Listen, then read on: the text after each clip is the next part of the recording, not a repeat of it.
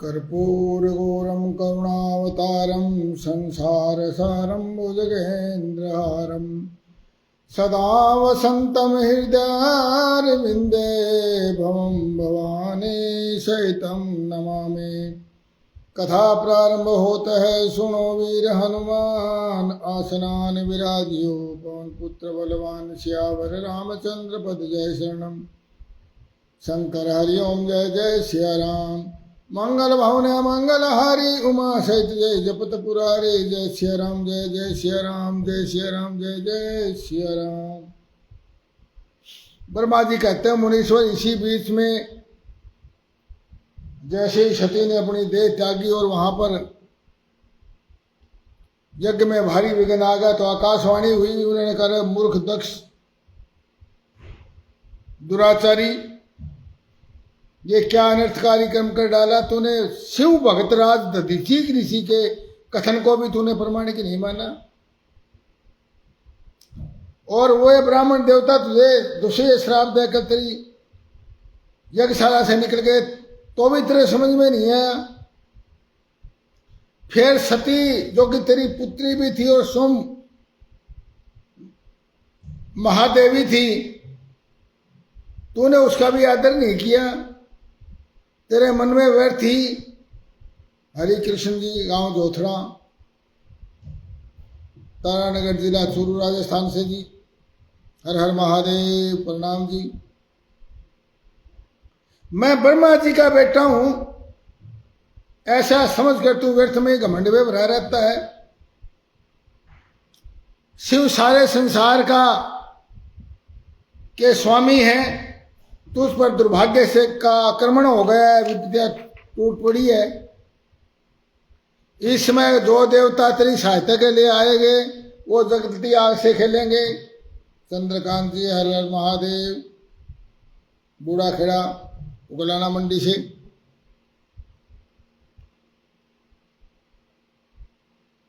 जो देवता, इसलिए समस्त देवता आज इस यज्ञ मंडप से निकलकर अपने अपने स्थान को चले जाए, अन्यथा उन सबका सब प्रकार से नाश हो जाएगा। हर हर महादेव। और मुनि नाग आदि सब यज्ञ से निकल जाएं, और श्री हरि यानी विष्णु जी और विधाता यानी ब्रह्मा जी, आप भी इस एक मंडल से शीघ्र निकल जाइए। ऐसा कहकर के आकाशवाणी मौन हो गई। ब्रह्मा जी कहते हैं, नारद व आकाशवाणी सुनकर सब देवता आदि विस्मित और भयभीत हो गए, और वे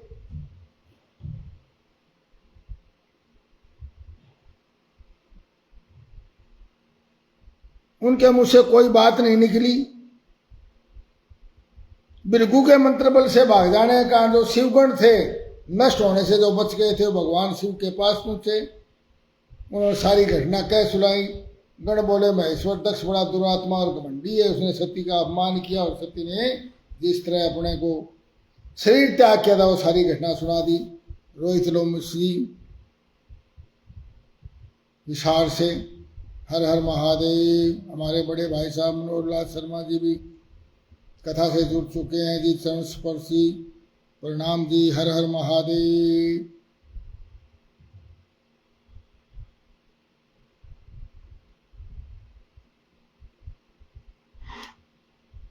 ब्रह्मा जी कहते हैं, नारद अपने पार्षदों की बात सुन करके शिव ने वहां सारी घटना जानने के लिए,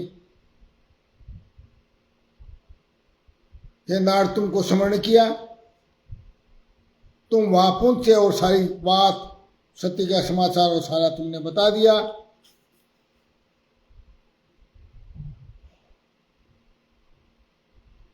जो बात सारी सुनी उसको सुनकर के रुद्र, महान रुद्र पराक्रम से सर्वपंच सर्वेश्वर रुद्र ने तुरंत बड़ा भारी क्रोध प्रकट किया। भगवान शंकर के पटकने से उस जटा के लोक संहारकारी रुद्र ने अपने सिर से एक जटा उखाड़ी और उसे रोष पूर्वक पर्वत पर दे मारा। दशरथ सरपंच कुंभा खेड़ा जी, कुंभा खेड़ा ने कुंभा थोराना हमारे बहुत ही प्रिय साथी हैं और बहुत ही कथा प्रेमी। भागवत प्रवृत्ति से संपन्न है। जय श्री राम जी। कथाएं जुड़ चुके हैं। हर हर महादेव। और जैसे ही पर्वत के ऊपर वो जटा मारी, उसके दो भाग हो गए। उस जटा के पूर्व भाग से महाबली वीरभद्र प्रकट हुए। हर हर महादेव। जो समस्त शिवगणों के अगुआ हैं।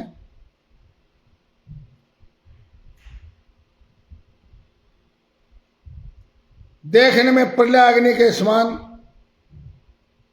शरीर बहुत ऊंचा, 1000 भुजाओं से युक्त, और उस जटा के दूसरे भाग से महाकाली प्रकट हुई, जो बड़ी भयंकर दिखाई देती थी। वीरभद्र बातचीत करने में बड़े कुशल थे। उन्होंने कहा, महारुद्र, सोम, सूर्य और अग्नि को 3 नेत्रों को धारण करने वाले प्रभु, शीघ्र आज्ञा दीजिए।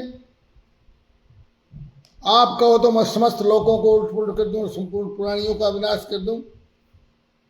ऐसा आपकी कृपा से ऐसा कौन सा कार्य है जो मैं कर नहीं सकता। ब्रह्मा जी कहते, नारद, उनकी ये बात सुनकर भगवान शिव संतुष्ट हुए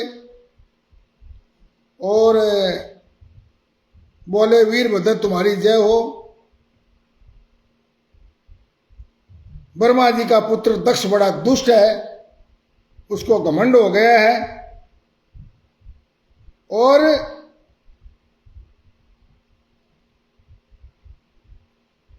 मेरा विरोध करने लगा है, और उसको जाकर के परिवार सहित उस युद्ध को भस्म कर दो और फिर लौट आओ, और तुम्हारा सामना करने के लिए कोई उनमें से तैयार होता तो उनको भी भस्म कर डालो। दधीची जी की दिलाई हुई मेरी शपथ का उल्लंघन करके जो देवता वहां ठहरे हुए, उन्हें उन देवताओं को भी जला करके भस्म कर डालना। हर हर महादेव। ब्रह्मा जी कहते हैं, नारद, और बोला, वीर वहां दक्ष आदि सब लोगों को पत्नी और बंधुओं सहित जला करके कलशों में रखे हुए जल को लीलापूर्वक पी जाना। भगवान रुद्र ऐसा कह करके चुप हो गए। नारद महेश्वर के इस वचन को सुनकर के वीरभद्र उनको प्रणाम करके चल पड़े। भयंकर सेना, करोड़ों महावीर गण उनके साथ चल रहे थे। उनके 1000 भुजाएं, शरीर में नागराज लिपटे हुए वीरभद्र बड़े प्रबल और भयंकर दिखाई दे रहे थे। उनके साथ सहस्रों हाथी, मत्स्य, सिंह, दशार्दूल, मगर, मत्स्य इत्यादि उनके साथ थे। काली, कात्यायनी, ईशानी, चामुंडा, मुंड मर्दनी, भद्रकाली, भद्रात्रिता, वैष्णवी, नवदुर्गाओं के साथ, भूतगणों के साथ महाकाली भी दक्ष का विनाश करने के लिए चल पड़ी। हर हर महादेव। जय प्रकाश शर्मा जी। हर हर महादेव। महाऊ ने सेना सहित वीरभद्र की यात्रा के समय वहां बहुत से सुखद सुकुन होने लगे।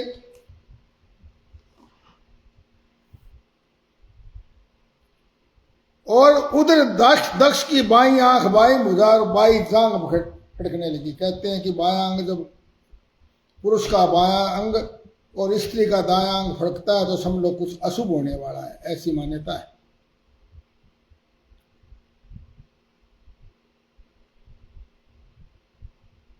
दिन में तारे दिखने लगे, दोपहर में ही दिशाएं मलिन हो गई और अपशकुन होने लगे दक्ष के वहां। इसी बीच वहां आकाशवाणी प्रकट हुई।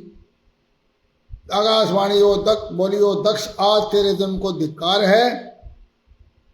भगवान की हर की ओर से आज तुझे महान दुख प्राप्त होगा।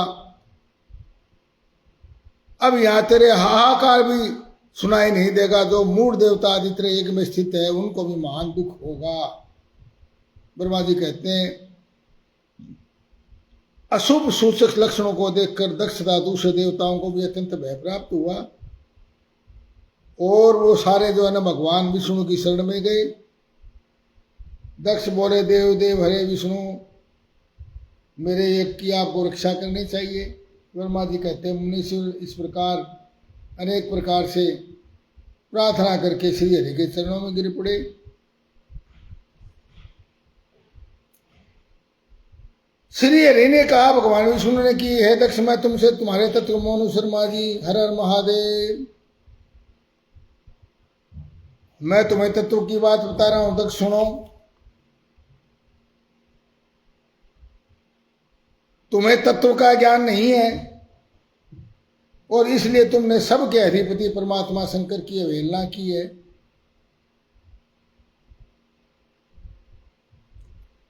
और जहां पर पूजनीय पुरुष की पूजा नहीं की जाती, वहां पर दरिद्रता, मृत्यु और भय तीनों संकट अवश्य ही प्राप्त होंगे। हर हर महादेव। ये सूत्र है कि जहां पर अपूज्य पुरुषों की पूजा होती है और पूजनीय पुरुषों की पूजा नहीं होती, ये सूत्र है, वहां पर दरिद्रता आएगी। यानी पूजनीय हमारे बड़े बुजुर्ग, गुरु, माता पिता, गुरु, जो हमारे बड़े हैं, दादा,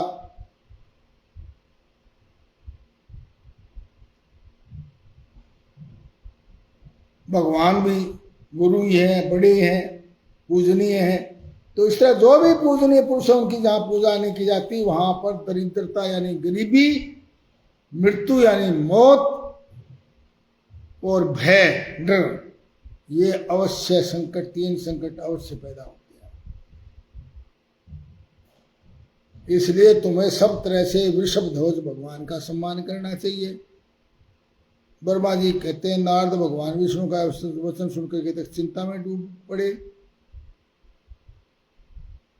इतनी देर में भगवान रुद्र के भेजे हुए गणनायक वीरभद्र अपनी सेना के साथ यज्ञ स्थल पर जा पहुंचे। आकाश धूल से ढक गया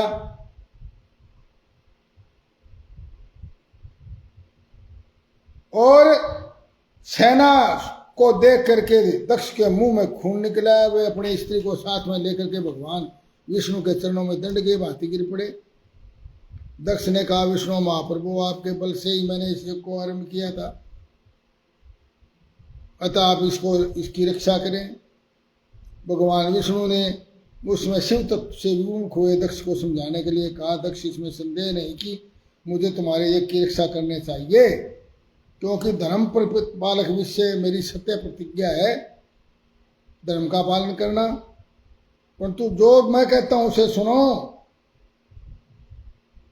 इस क्रूरता बुद्धि को त्याग दो।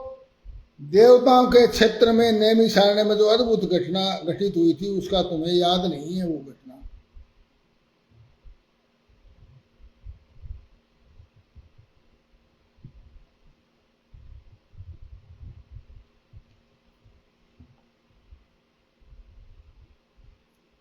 ये शत्रुमर्दन वीरभद्र जो यज्ञशाला के आंगन में आप पहुंचे हैं, यह भगवान रुद्र की क्रोधाग्नि से पैदा हुए हैं। और ये सब सामर्थ्यशाली वीरभद्र, सर्व सामर्थ्यशाली वीरभद्र सब देवताओं को अवश्य जलाकर ही शांत होंगे, इसमें संशय नहीं। और इसलिए जो यहां ठहरा हुआ है उसके कारण तुम्हारे साथ मुझे भी इस कष्ट का सामना करना पड़ेगा। भगवान विष्णु इस प्रकार कह रहे थे कि वीरभद्र शिवगणों का साथ, शिवगुणों का समुद्र उनके साथ आ गया। ब्रह्मा जी कहते हैं नारद, उस समय शिवगुणों का और देवताओं का भयंकर युद्ध शुरू हो गया। देवता पराजित होकर के भागने लगे, स्वर्गलोक में चले गए। इंद्र आदि भी धैर्य धारण करके उत्सव का पूर्व खड़े रहते थे। इंद्र आदि सब देवता बृहस्पति जी को नमस्कार करके पूछने लगे। बृहस्पति ने कहा, इंद्र, भगवान विष्णु ने पहले जो कुछ कहा था वो इस समय घटित हो रहा है, सुनो। समस्त फलों कर्मों का फल देने वाला कोई ईश्वर है तो भगवान शिव है।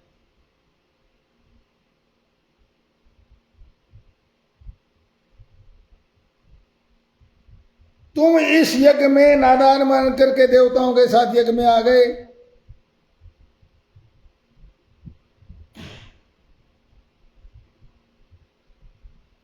और इसलिए इस यज्ञ में को सफल करने का, विघ्न का निवारण करने का किसी में भी सामर्थ्य नहीं है।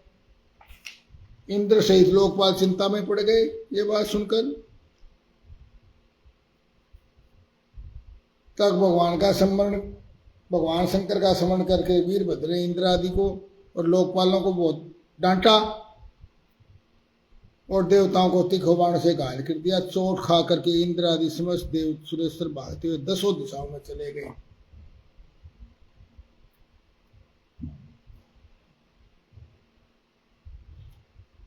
ऋषि मुनि में भयभीत होकर भगवान श्री हरि विष्णु से प्रार्थना करने लगे, हे प्रभु देवादिदेव रमानाथ सर्वेश्वर, आप दक्ष के ये की रक्षा कीजिए। ब्रह्मा जी कहते हैं, नारद ऋषियों का वचन सुनकर के मेरे सहित भगवान विष्णु वीरभद्र के साथ युद्ध करने की इच्छा से चले। ब्रह्मा जी कहते हैं, नारद वीरभद्र की ने श्री हरि को युद्ध के लिए युद्ध देखते हुए कड़े शब्दों में फटकारा। तब देवेश्वर विष्णु वहां प्रसन्नतापूर्वक हंसते हुए बोले, वीरभद्र आज तुम्हारे सामने मैं जो कुछ कहता हूँ वो सुनो। मैं तो भगवान शंकर का सेवक हूँ, तुम मुझे रुद्र से विमुख ना कहो। दक्ष अज्ञानी है, कर्म कांड में ही इसकी निष्ठा है सिर्फ। मूर्तावश पहले मुझे बारंबार अपने यज्ञ में चलने के लिए प्रार्थना की थी। मैं भक्तों के अधीन हूँ, इसलिए भक्त के वश में होकर के मैं इस युद्ध में, इस यज्ञ में चला आया। भगवान महेश्वर भी भक्त के अधीन रहते हैं, तात तक्ष मेरा भक्त है, इसलिए मुझे आना पड़ा।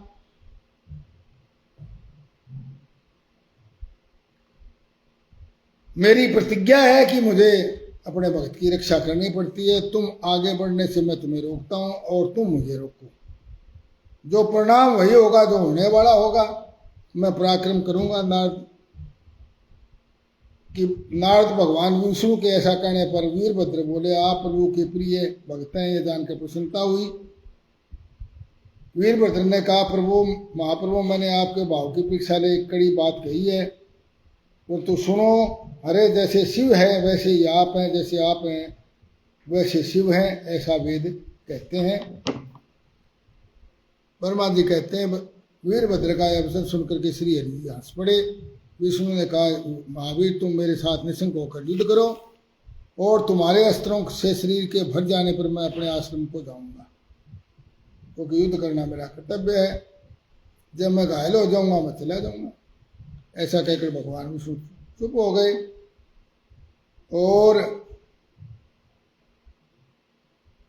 भगवान विष्णु और वीरभद्र में भयंकर युद्ध हुआ। अंत में वीरभद्र ने भगवान विष्णु के चक्र को स्तंभित कर दिया और सारंग धनुष के 3 टुकड़े कर डाले। तब वहां से अंतर्ध्यान हो गए विष्णु जी। विष्णु जी के चले जाने पर देवता शिवगणों द्वारा पराजित होकर के भाग गए। वीरभद्र ने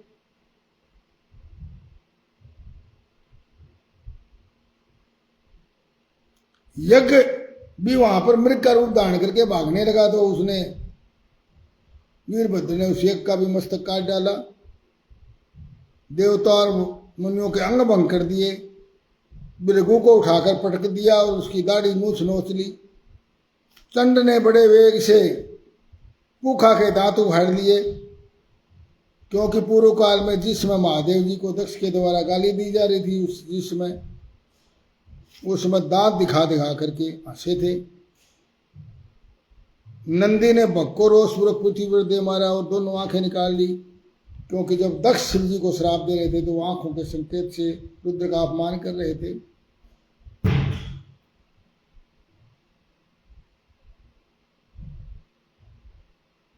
ब्रह्मपुत्र दक्ष बह के मारे अंतर्वेदी के भीतर छिप गए, परंतु वीरभद्र उन्हें ढूंढ करके पकड़ लाए और फिर दोनों गाल पकड़कर उन्होंने उसके मस्तक पर तलवार से आघात किया।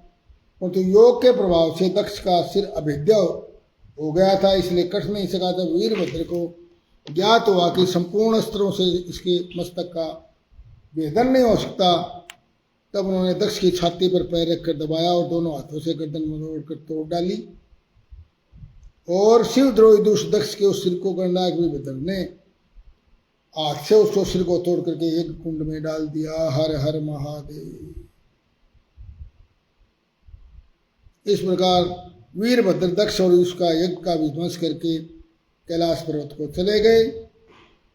वीरभद्र का काम देख करके शिव मन ही मन बड़े संतुष्ट हुए और उन्होंने वीरभद्र को प्रमथ गणों का अध्यक्ष बना दिया। हर हर महादेव। सूत जी कहते हैं, मैं ऋषियों अमित बुद्धिमान ब्रह्मा की कही हुई यह कथा सुनकर के नारद जी विस्मय में पड़ गए।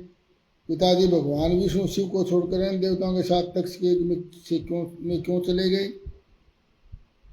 ब्रह्मा जी ने कहा, नारद, पूर्व काल में राधा छू की सहायता करने वाले श्री हरि को दधीचि मुनि ने श्राप दे दिया था।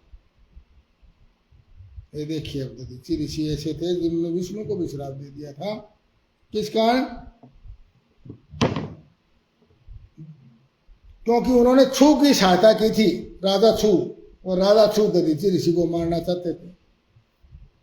विष्णु उनकी सहायता के लिए आ गए तो भगवान विष्णु को श्राप दे दिया, जिससे वह इस बात को भूल गए और भूल के अंदर वो दक्ष के उस यज्ञ में चले गए। प्राचीन काल में छू नाम से प्रसिद्ध एक महातेजस्वी राजा था।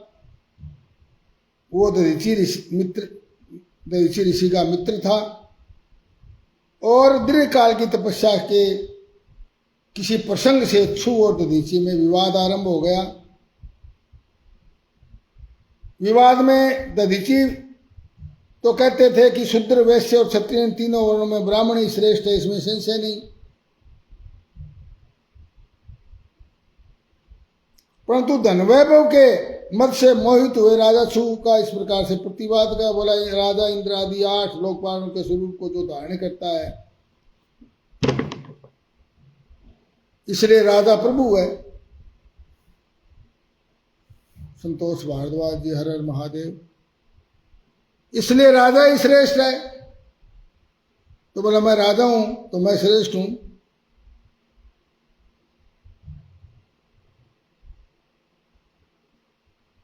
राजा शू का यह मत श्रुतियों और स्मृतियों के विरुद्ध था।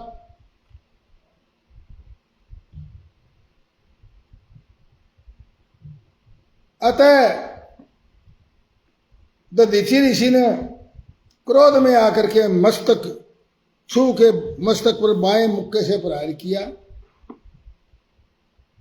उनके मुक्के की मार खाकर छू अत्यंत कुपित हो गर्ज उठे और उन्होंने वज्र से दधीचि ऋषि को काट डाला, जिससे भृगुवंशी दधीचि पृथ्वी पर गिर पड़े। भार्गव वंशधर दधीचि ने गिरते वक्त शुक्राचार्य का स्मरण किया। योगी शुक्राचार्य ने आकर दधीचि के शरीर को जिसे छू ने काट डाला था तुरंत जोड़ दिया। दधीचि के अंगों को उसी तरह जोड़ दिया। शुक्र बोले, ता दधीचि में सर्वेश्वर भगवान शिव का पूजन करके तुम्हें महामृत्युंजय नामक श्रेष्ठ मंत्र का उपदेश देता हूं।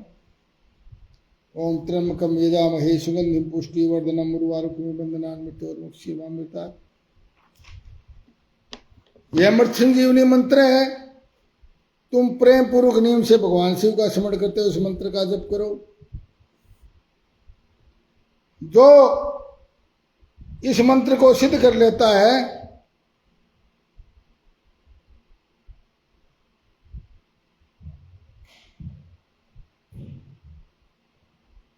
वो बुद्धिमान पुरुष भगवान शिव के प्रभाव से मृत्यु पर विजय प्राप्त कर लेता है। ब्रह्मा जी कहते हैं, तात्मन श्रेष्ठ दधीचि को इस प्रकार उपदेश दे करके शुक्राचार्य अपने स्थान को चले गए। उन्होंने अपने उस मंत्र का जप शुरू कर दिया और दधीचि ने देवादिदेव महादेव को स्मरण किया, उनकी मंत्र का जप किया। भगवान विष्णु शिव प्रकट हो गए और कहा, दधीचि जी ने, देवादिदेव महादेव मुझे 3 वर दीजिए, मेरी हड्डी वज्र हो जाए। संदेव भारद्वाज जी, हर हर महादेव।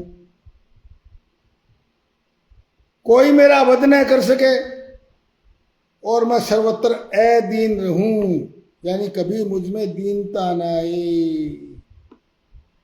दीनता होता है गरीबी का भाव, किसी आगे झुकने का, किसी से भीख मांगना, किसी के आगे नतमस्तक होना, उसको दीनता कहते हैं, हीनता दीनता। जी का वचन सुन करके भगवान शिव ने हेमवस्तु कहा। अब दधीचि ऋषि आनंद मगन हो गए और दधीचि ने राजेंद्र छू के मस्तक पर लात मारी। फिर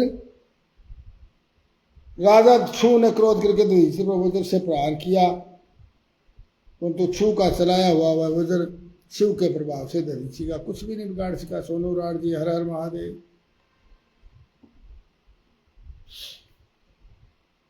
अब ब्रह्म कुमार छू के मन में बड़ा आश्चर्य हुआ। उन्होंने शीघ्र जाकर के इंद्र के छोटे भाई को वन में जाकर मुकुंद की आराधना आरंभ की।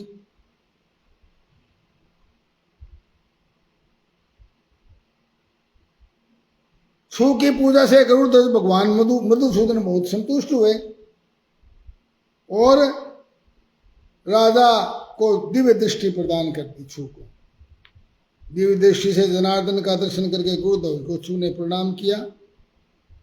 राजा बोले, भगवंत दधीचि नाम से एक प्रसिद्ध ब्राह्मण है जो धर्म के ज्ञाता है, उनके हृदय में विनय का भाव है। पहले मेरे मित्र थे और भगवान मृत्युंजय महादेव की आराधना करके वो सब अस्त्रों शस्त्रों से अवध्य हो गए हैं और उन्होंने मेरा अपमान किया है। मेरे बाएं पैर, अपने बाएं पैर से मेरे मस्तक पर प्रहार किया और गर्व से कहा कि मैं किसी से डरता नहीं। और वो भगवान शंकर के वरदान पा करके गर्वान्वित हो गए। ब्रह्मा जी कहते हैं, नारद महात्मा दधीचि के अवध समाचार सुनकर श्री हरि ने महादेव जी के तुरंत प्रभाव का स्मरण किया और फिर छू से बोले, राजेंद्र, ब्राह्मणों को कहीं भी थोड़ा सा भय नहीं है, निर्भय है वो,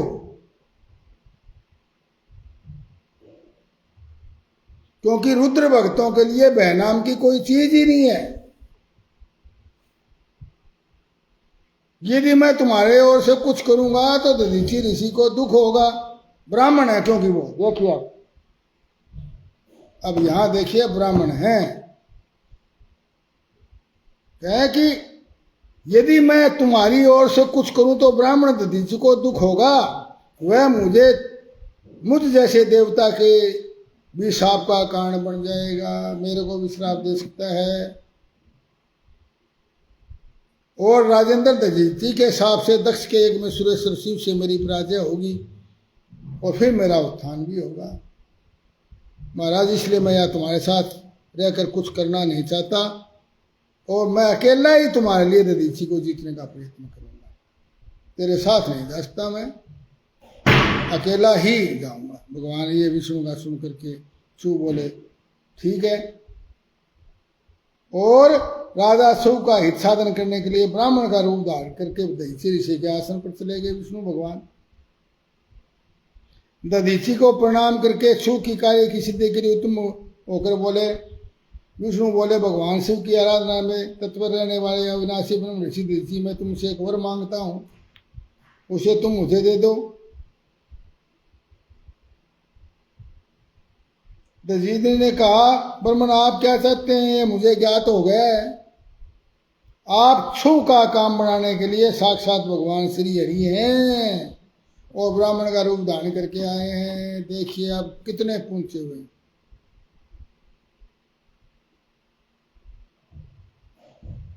किसी को ब्राह्मण होने पर, अपने ब्राह्मण होने पर गर्व होना चाहिए, तो इसलिए होना चाहिए कि वो दधीचि ऋषि की संतान है। इस भूमंडल पर जो वास्तविक ब्राह्मण हुए हैं, वो जिन पर गर्व करना चाहिए कि गर्व से कौन ब्राह्मण है, तो दधीचि ऋषि है। दधीचि ऋषि के वंशज उनके शिक्षा पर चलने वाले, उनके आदर्शों पर चलने वाले ही ब्राह्मण हैं। केवल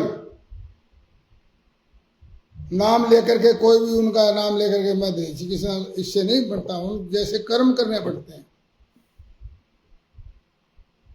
इसमें संदेह नहीं कि आप पूरे मायावी हैं, परंतु हे जनार्दन, मुझे भगवान रुद्र की कृपा से भूत भविष्य और वर्तमान तीनों कालों का ज्ञान सदाएं बना रहता है। आप पापहारी श्री हरि विष्णु हैं। यह ब्राह्मण का वेश छोड़िए और दुष्ट बुद्धि वाले राजा सूत से आपकी आराधना की है और इसलिए आप यहाँ पधारे हैं। ये छल छोड़िए, अपने रूप को ग्रहण कीजिए और भगवान शंकर के स्मरण में अपना मन लगाइए। हर हर महादेव। मैं भगवान शंकर की आराधना में लगा रहता हूँ। ऐसी दशा में भी यदि मुझसे किसी को भय हो, मैं तो भगवान शंकर की प्रार्थना करता हूँ, मेरे से किसी को भय हो, किस लिए होना चाहिए? तो आप उनसे एक ही बात कहिए कि अपने मन से सत्य की शपथ के साथ, मेरा मन शिव के स्मरण में लगा रहता है, मैं कभी झूठ नहीं बोलता। इस संसार में किसी देवता या दैत्य से भी मुझे भय नहीं होता। विष्णु बोले, दधीचि, तुम्हारा भय सर्वथा नष्ट ही है, परंतु मेरे कहने से एक बार तुम अपने प्रतिद्वंदी राजा सूत से जाकर कह दो। सिर्फ मेरे कहने से निवेदन है कि हे राजेंद्र, मैं तुमसे डरता हूँ। भगवान ये विष्णु का वचन सुनकर महर्षि दधीचि निर्भय रहे और बोले, मैं देवादिदेव पिनाक पाणी भगवान शंभु के प्रसाद से कहीं भी किसी से किंचित मात्र भी नहीं डरता। इस पर श्री हरि ने मुनि को दबाने की चेष्टा की। देवताओं ने भी उनका साथ दिया। तदंतर भगवान विष्णु ने गणों की सृष्टि की, परंतु महर्षि ने सबको भस्म कर डाला। हर हर हर हर महादेव। बोलो महर्षि दधीचि की जय। तब भगवान ने अनंत विष्णु मूर्ति प्रकट की। दधीचि बोले, महाभाव, माया को त्याग दीजिए। विचार करने से ये माया सिर्फ एक प्रतिभास मात्र ही है। माधव, मैंने सहस्रों दुर्विजय वस्तुओं को जान लिया। आप मुझ में अपने सही संपूर्ण जगत को देखिए। निराल्य से होकर मुझ में ब्रह्मा और रुद्र का दर्शन कीजिए। मैं आपको दिव्य दृष्टि देता हूँ। ऐसा कहकर भगवान शिव के तेज से पूर्ण शरीर वाले च्यवन कुमार दधीचि मुनि ने अपने देह में समस्त ब्रह्मांड का दर्शन करवाया। विष्णु को अपने देह में समस्त। हर हर महादेव। तब भगवान विष्णु ने उन पर पुनः कोप किया। इतने में ही मेरे साथ राजा छू वहां आ पहुंचे। मैंने निश्चेष खड़े हुए भगवान पद्मनाथ और देवताओं को क्रोध करने से रोका। मेरी बात सुनकर इन लोगों ने ब्राह्मण दधीचि को परास्त नहीं किया। श्री हरि उनके पास कर उन्होंने मुनि को प्रणाम किया। तदंतर छू अत्यंत दीन हो उन मुनि से दधीचि के निकट गए और उन्हें प्रणाम करके प्रार्थना करने लगे। नतमस्तक होगा दधीचि ऋषि के चरणों में। बोले, हे मुनि श्रेष्ठ शिव भक्त श्रोमणि, मुझ पर प्रसन्न हो। ये परमेश्वर, आप दुर्जनों की दृष्टि से दूर रहने वाले हैं। नारद शिव की यह बात सुनकर ब्राह्मण दधीचि ने उन पर अनुग्रह किया और मुनि विष्णु आदि को देख करके मुनि क्रोध से व्याकुल होकर मन ही मन शिव का स्मरण करके विष्णु देवताओं को श्राप देने लगे और कहा, देवराज इंद्र सहित देवता मुनीश्वर, तुम लोग रुद्र की क्रोध आग्नि से श्री विष्णु और अपने गणों सहित पराजित और ध्वस्त हो जाओ। इस तरह श्राप दे और राजाओं के पूजनीय श्रेष्ठ दधीचि ने कहा, राजेंद्र, ब्राह्मण ही बलि और प्रभावशाली होते हैं। ऐसा स्पष्ट रूप से कह करके ब्राह्मण दधीचि अपने आश्रम में प्रविष्ट हो गए। फिर उन्होंने दधीचि को नमस्कार मात्र करके छू अपने आश्रम को चले गए। तत्पश्चात भगवान विष्णु देवताओं के साथ जैसे आए थे उसी तरह वैकुंठ लोक को चले गए। इस प्रकार वह स्थान स्थानेश्वर नाम के, स्थानेश्वर यानी कुरुक्षेत्र, वह स्थान स्थानेश्वर नामक तीर्थ के रूप में प्रसिद्ध हो गया। स्थानेश्वर की यात्रा करके मनुष्य शिव का सायुज्य प्राप्त कर लेता है। इस तरह मैंने तुम्हें संक्षेप से छू और दधीचि के विवाद की कथा सुनाई। भगवान शंकर को छोड़ करके और ब्रह्मा विष्णु को जो श्राप प्राप्त हो उसका भी वर्णन किया। और जो छू और दधीचि के विवाद में प्रसंग का नित्य पाठ करता है वह अपमृत्यु को त्याग करके और देह त्याग के पश्चात ब्रह्मलोक को प्राप्त होता है। और रणभूमि में जो प्रवेश करता है उसको कभी मृत्यु का भय नहीं होता, निश्चय ही विजयी होता है। कथा समाप्त होत है सुनो वीर हनुमान, शिव पुराण शिवलोक में आप करो विश्राम। सियावर रामचंद्र पद जय शरणम, शंकर हरिओम जय जय सिया राम। मंगल भवन मंगल हारी, उमा सहित जय जपत पुरारी। जय सिया राम जय जय सिया राम। हर हर महादेव। राधे राधे।